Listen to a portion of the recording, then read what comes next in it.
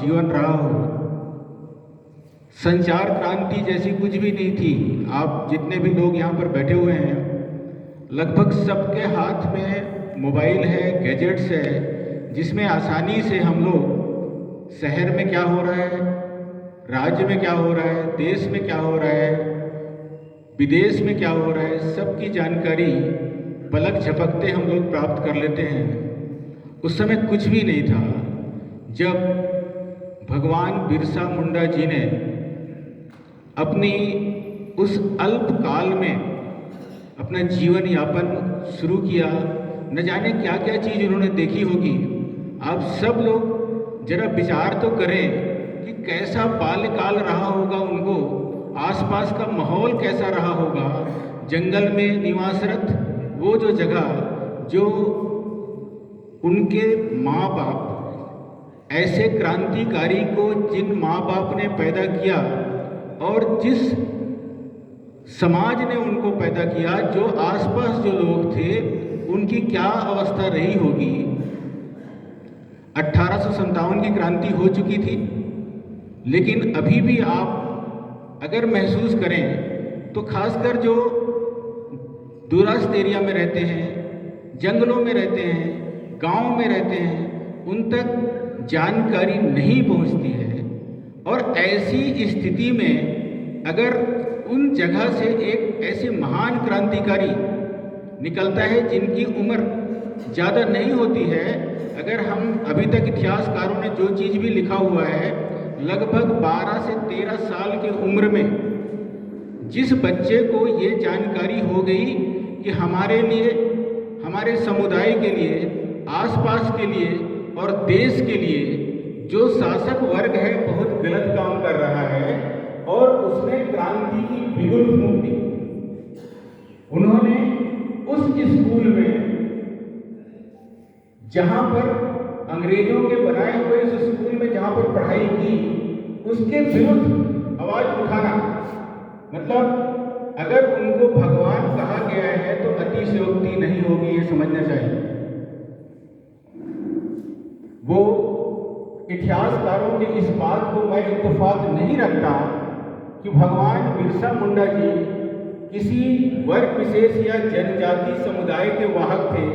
मैं आज इस मंच के माध्यम से ये कह देना चाहता हूँ कि वो पूरे भारत देश के, अपितु पूरे उस समाज के, और उस समय अंग्रेजों ने जो स्थिति भारत देश में निर्मित की हुई थी, उसके लिए और भी तमाम सारे किसी भी वर्ग विशेष से जो क्रांतिकारी लोग आवाज उठा रहे थे, वैसे ही थे, उनके समतुल्य से, बल्कि मैं ये कहूँगा आज यहाँ पर उनसे कहीं बड़े थे वो, इसलिए वो दबे कुचले समाज को बिलोंग करते थे।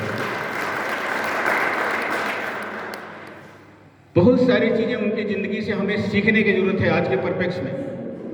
सोचिए, जो बालक जिस स्कूल में पढ़ाई कर रहा है, उस स्कूल में अगर उनको गलत शिक्षा दी जा रही है और वो गलत शिक्षा का विरोध कर रहे हैं वहाँ पर, क्योंकि उनको वहाँ पर धर्म परिवर्तन की बात की जा रही है, अपने देश के विरुद्ध भड़काया जा रहा है, तो अगर वहाँ पर कोई भी बालक अगर समझता है कि भाई हमारे कुनबे के लिए, हमारे आस पड़ोस के लिए, हमारे देश के लिए अगर गलत बात कर रहा है, तो जितने भी लोग आज इस मंच में या फिर यहाँ पर सभागृह में बैठे हुए हैं, अभी भी हमें सीखना है कि कोई भी व्यक्ति अगर गलत बात करता है तो उसका अभी भी विरोध होना चाहिए।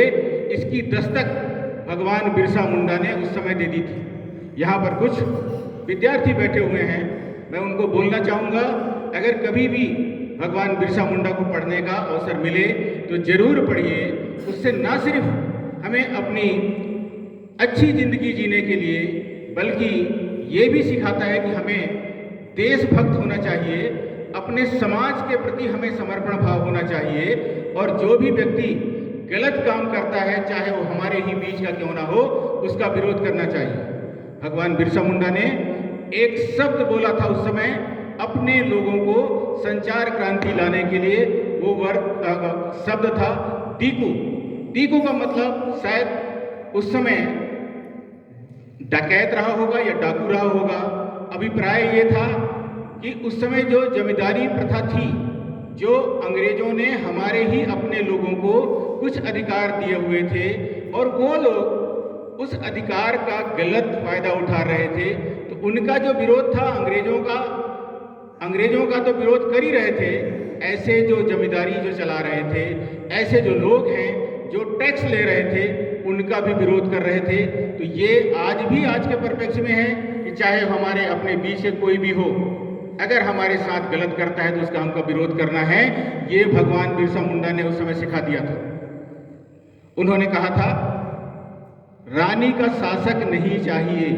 सोचिए, एक वो ऐसा बालक जिन्होंने कैसे अलग जगाए होंगे क्रांति की लड़ाई लड़ने के लिए।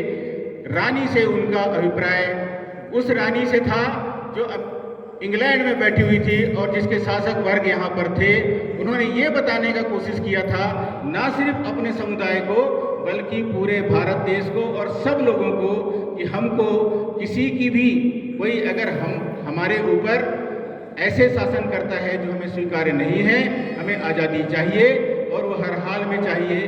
और इस आज़ादी की लड़ाई के लिए जो उन्होंने तमाम सारे लोगों को, चाहे वो उस समुदाय वर्ग से आते हों, चाहे वो पड़ोस का कोई भी समुदाय से हो, चाहे वो गांव का हो, चाहे आसपास के किसी भी एरिया से हो, सबके लिए उन्होंने ये उद्घोष दिया हुआ था। इसलिए मैं पुनः कहता हूँ, यहाँ पर वो किसी वर्ग विशेष के लिए नहीं था, पूरे देश के लिए वो नारा दिया था। इसलिए भी यहाँ पर वो बहुत ज़्यादा प्रासंगिक हो जाते हैं, वो किसी वर्ग विशेष के लिए नहीं थे। तो कृपया करके सभी लोग इस बात को समझें कि भगवान बिरसा मुंडा जो हैं वो देश के लिए समर्पित थे, देश के लिए क्रांतिकारी थे, वो जनजाति समुदाय थे। इसके लिए हम सबको फक्र होना चाहिए।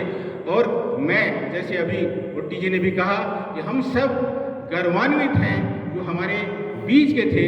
लेकिन कृपया आगे जब भी हम उनको याद करें, उनको नमन करें, एक महान देश के क्रांतिकारी के रूप में उनका नमन करें, ये बहुत जरूरी हो जाता है।